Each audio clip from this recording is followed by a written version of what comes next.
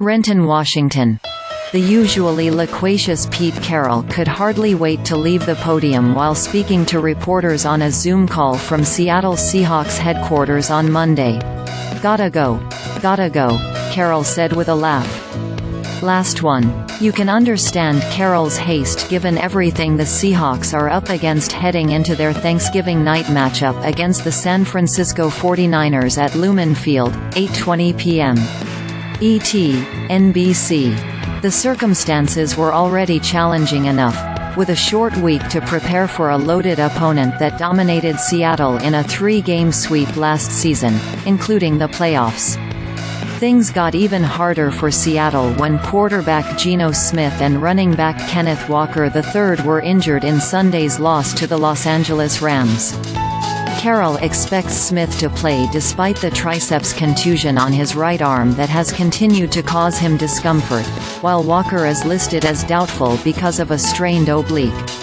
The Seahawks are 7.5-point underdogs, according to ESPN Bet.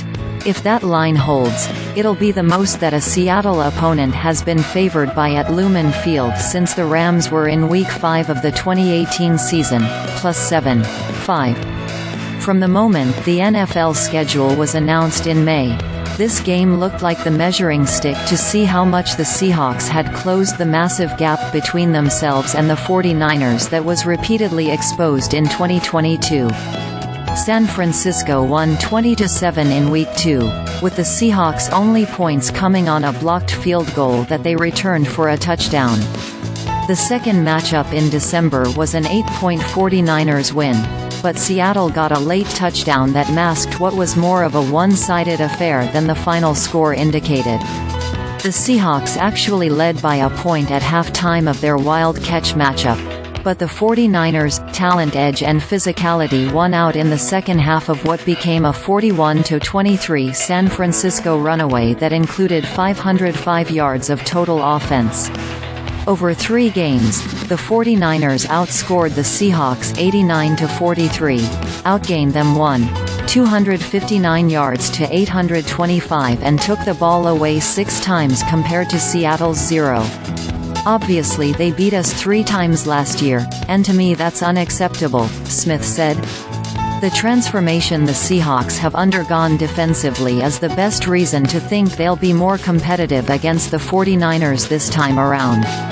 After getting run all over last season, Seattle overhauled its front 7 via a rare free agent splurge on Dre'Mont Jones and reunions with Bobby Wagner and Jarran.